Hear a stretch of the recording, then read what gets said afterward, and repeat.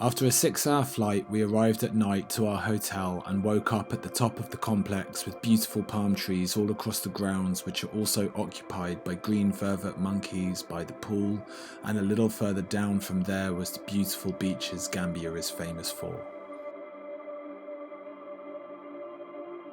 The beaches can be busy on Sundays, as this is most people's day off, but during the rest of the week it is quite peaceful, with only a few vendors selling fruit or horse rides. And facing west, the beaches get some beautiful, beautiful sunsets. The main tourist strip has a variety of local and foreign-owned bars, restaurants, and a few nightclubs showing some great African live music, dancing and DJs. After a few days enjoying the sun, we hired a local guide to take us around the country for a few days and got to go to Kachikali Lake, which has a famous sacred crocodile pool and a museum that tells you a lot about the country, its history, culture and traditions.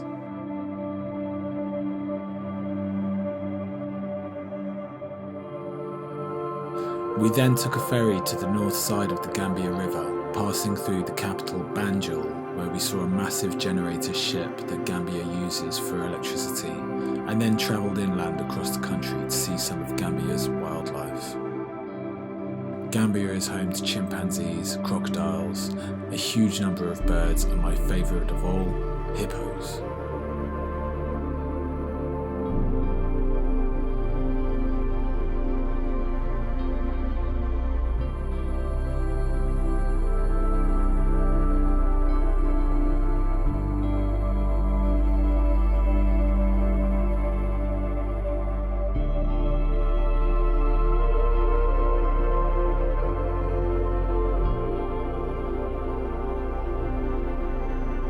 That night we stayed in Janjanbureh, formerly known as Georgetown, which still has a derelict slave master's house that was used by the British Empire.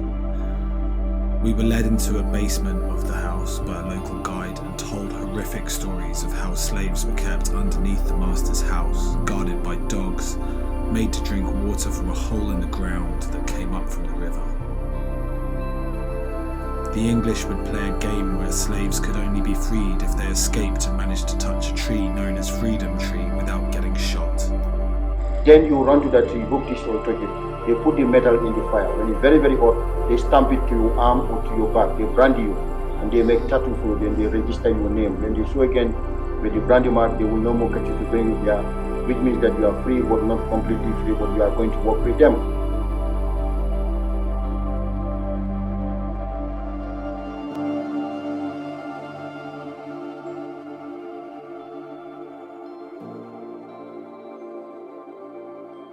On the way back towards Banjul, our guide showed us some local villages to get a sense of rural Gambian life, culture and farming methods.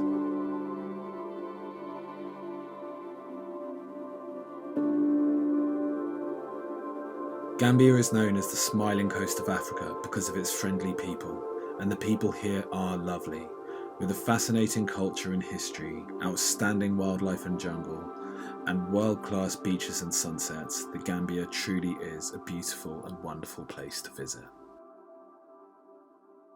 If you visit Gambia and want a local tour guide to show you around, we'd recommend Alhaji Mane. He's incredibly knowledgeable about his country, really friendly and very professional too, so give him a call.